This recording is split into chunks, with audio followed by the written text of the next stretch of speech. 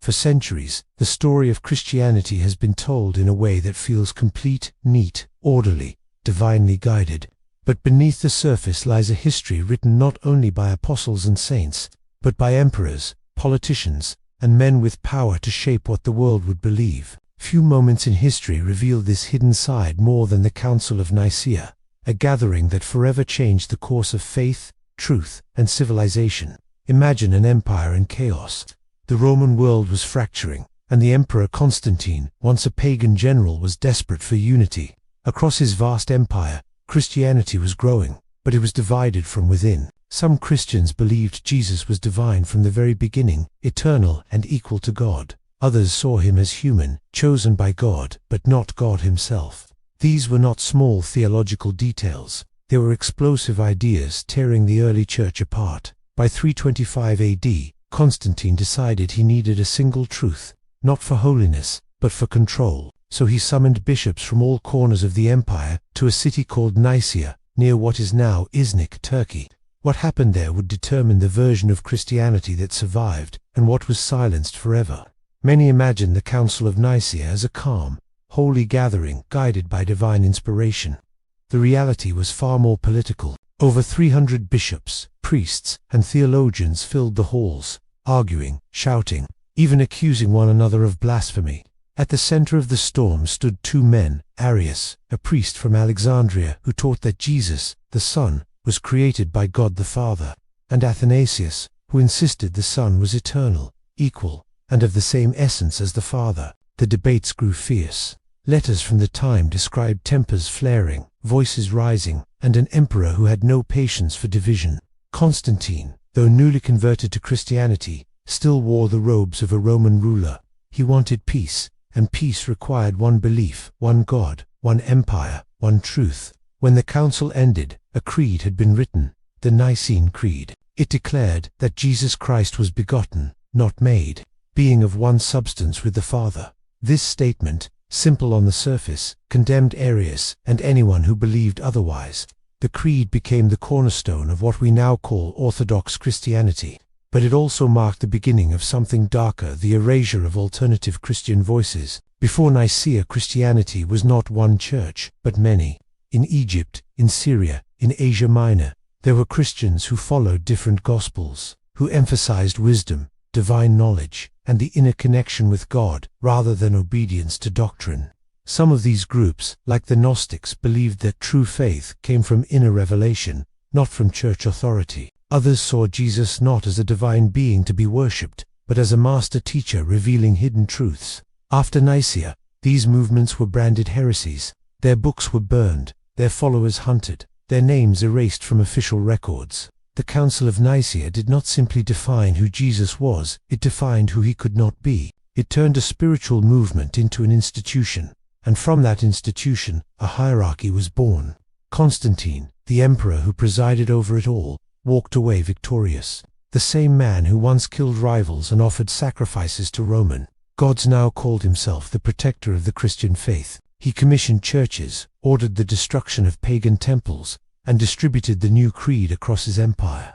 Yet he was baptized only on his deathbed by a bishop who had once supported the very heresy he condemned. What was lost after Nicaea?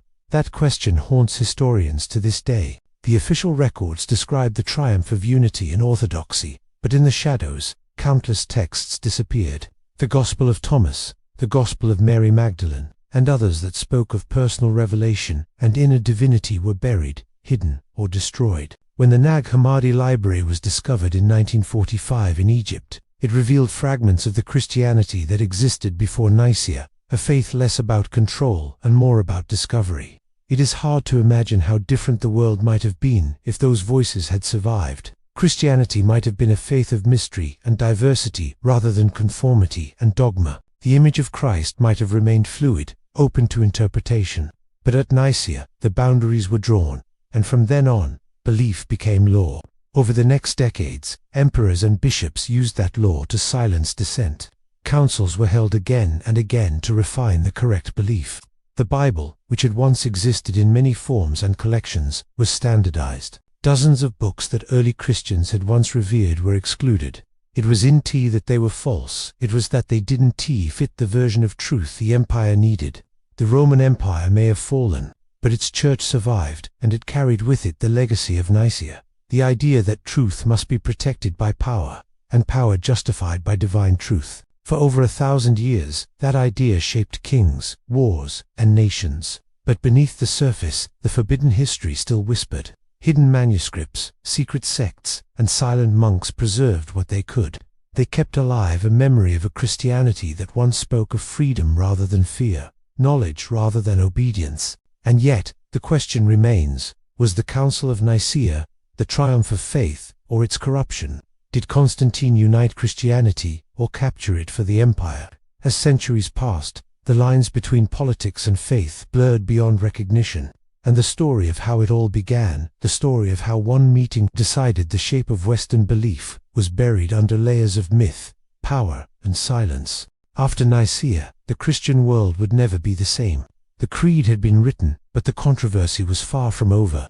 The followers of Arius, those who believed that the sun was created, not eternal, did not vanish. They were exiled, silenced, or forced into hiding, but their ideas lingered in whispers throughout the empire. Even among bishops and emperors, belief in Arian Christianity continued to spread, challenging the authority of the new orthodoxy. In the years that followed, Constantine's successors discovered the power of religion as a political weapon.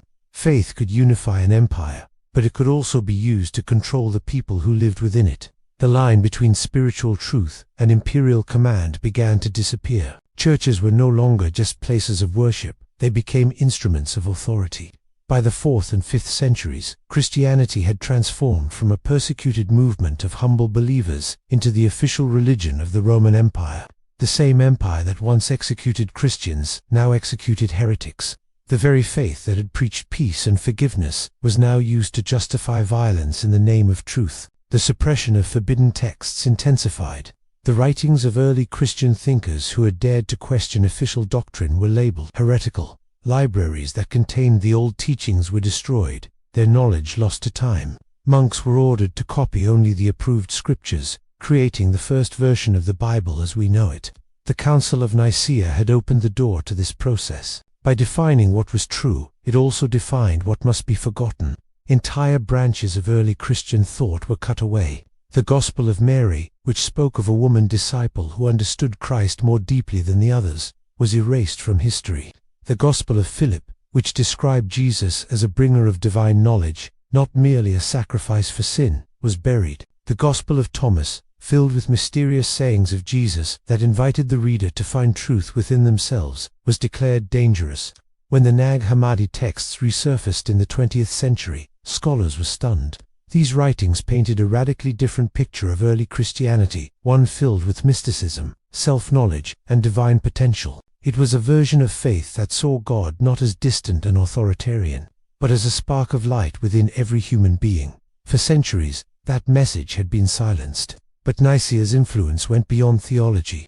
It changed the very structure of the Western world. The idea of centralized authority, one truth, one ruler, one church, became the foundation of medieval Europe. The church grew into an empire of its own, commanding kings and shaping the course of nations. The Roman Empire had fallen, but through the church, its system of control endured.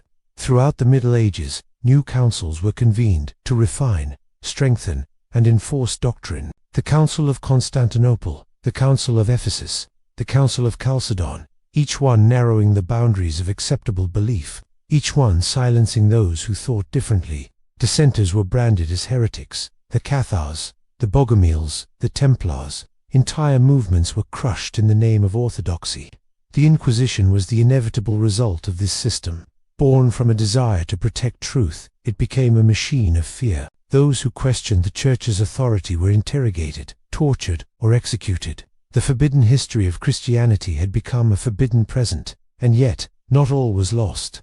Even in the darkest centuries, fragments of the old wisdom survived, hidden in monasteries, encoded in mystical writings, and preserved by those who dared to think freely. The mystics of the Middle Ages, figures like Meister Eckhart, Hildegard of Bingen, and later Giordano Bruno, spoke of a faith rooted in experience rather than obedience. They saw God in nature, in reason, and in the inner voice of the soul. For this, many were silenced, exiled, or killed. Still, the echo of that first council, the idea that truth can be decided by decree, continued to shape history. When the Protestant Reformation began in the 16th century, reformers like Martin Luther and John Calvin believed they were breaking free from Rome. But even they, in their zeal, created new creeds, new orthodoxies, and new exclusions. The pattern repeated itself again and again: unity born from division, faith born from fear. Only in modern times have scholars begun to truly question what was lost. The discovery of ancient manuscripts, the rise of archaeology, and the courage of historians willing to challenge the official story have allowed us to glimpse the Christianity that existed before Nicaea, a faith far more diverse and human than the one that survived. It was a faith of seekers, of those who believed that salvation came not from obedience but from awakening. They spoke of the divine as something intimate, something that could not be contained by temples or creeds. There, Jesus was not a distant king but a teacher of mysteries, a man who showed that the kingdom of God is within. The Council of Nicaea buried that vision beneath centuries of dogma, but it never truly died. It lived in the hearts of those who kept searching for truth, even when it was forbidden. Today, as we look back across 17 centuries, we face a question that is as relevant as ever. What happens when power defines truth? Can faith survive when it becomes a tool of empire? The story of Nicaea is not just about the past. It is about every time a voice is silenced, every time a question is declared dangerous, every time authority replaces understanding. It reminds us that belief can liberate or enslave, depending on who holds the pen that writes history. And perhaps the greatest secret of all is that the forbidden history of Christianity was never truly about Christ. It was about control, about who would speak in his name, and who would be condemned for daring to think differently. Yet somewhere, in the quiet places of the human spirit, the old truth still waits. The truth that cannot be banned, burned, or erased. The truth that light and wisdom belong to everyone, not just to those who rule. The Council of Nicaea gave the world a single version of Christianity.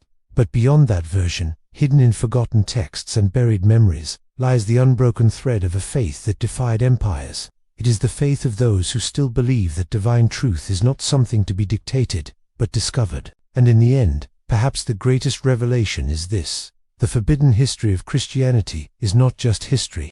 It is the story of all humanity, our endless struggle between power and truth, fear and freedom, faith and knowledge.